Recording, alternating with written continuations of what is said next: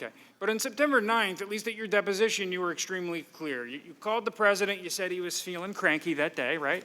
He seemed very cranky to me. And you said, in no uncertain terms, and this is on the heels of the Bill Taylor text, right? Right. And why don't you tell us, what did the president say to you on September 9th that you remember? Well, words to the effect, I decided to ask the president the question in an open-ended fashion because there were so many different scenarios floating around as to what was going on with Ukraine. So rather than ask the president 9 different questions, is it this, is it this, is it that, I just said, what do you want from Ukraine? I may have even used a 4-letter word. And he said, I want nothing. I want no quid pro quo. I just want Zelensky to do the right thing, to do what he ran on, or words to that effect. And that gave me the impetus to respond to Ambassador Taylor with the text that I sent. As I said to Mr. Goldman, it was not an artfully written text. I should have been more specific, put it in quotes, something like that. But basically, I wanted Mr. Taylor, Ambassador Taylor, to pick up the ball and take it from there. I had gone as far as I could go. And you believe the president, correct?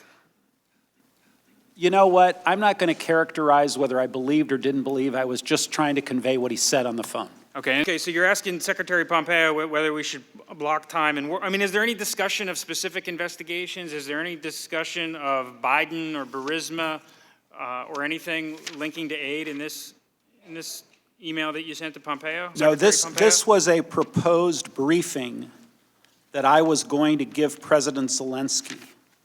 And I was going to call President Zelensky and ask him to say what is in this email, and I was asking essentially President Pompeo's permission to do that, right, which he said yes.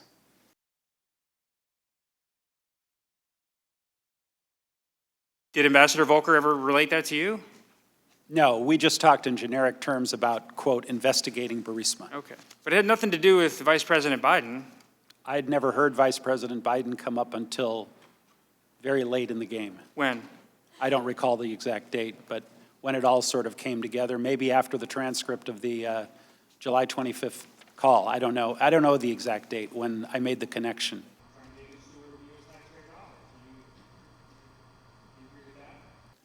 Yeah, I had my meeting with Senator Johnson where, again, I had made the presumption that I had made to both Mr. Yermak and the email I had sent to Secretary Pompeo.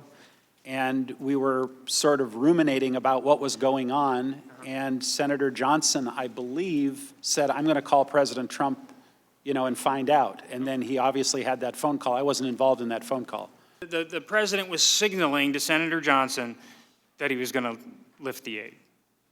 Sounds like it, yeah. Okay. And most of the other witnesses we talked to, whether it's from the Department of Defense or OMB or have told us that all along during this 55-day period, they genuinely believed the hold would be lifted. Was that your feeling too at the time? I didn't know because every time I asked about the hold, I was never given a straight answer as to why it had been put in place to begin with. Now, what do you know about the Ukrainians' knowledge of the hold? Oh, that's very vague. I don't know if the Politico article triggered it. I don't know if they were told by Mr. Giuliani. It would be pure, guesswork on my part, speculation. I don't know. Okay. During your deposition, you testified that you did not believe the Ukrainians believed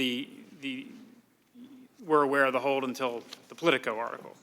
Yeah, again, I think I testified that I was not clear on the exact dates of when when the light went on.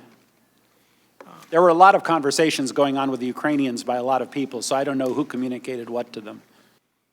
And the question I have here is that, that statement never was issued. And in fact, Ambassador Volker has testified that he didn't think it was a good idea, and ultimately the Ukrainians didn't think it was a good idea. And so the statement never reached a finalized state. That's correct. Of the call records that I have had access to, just the short period of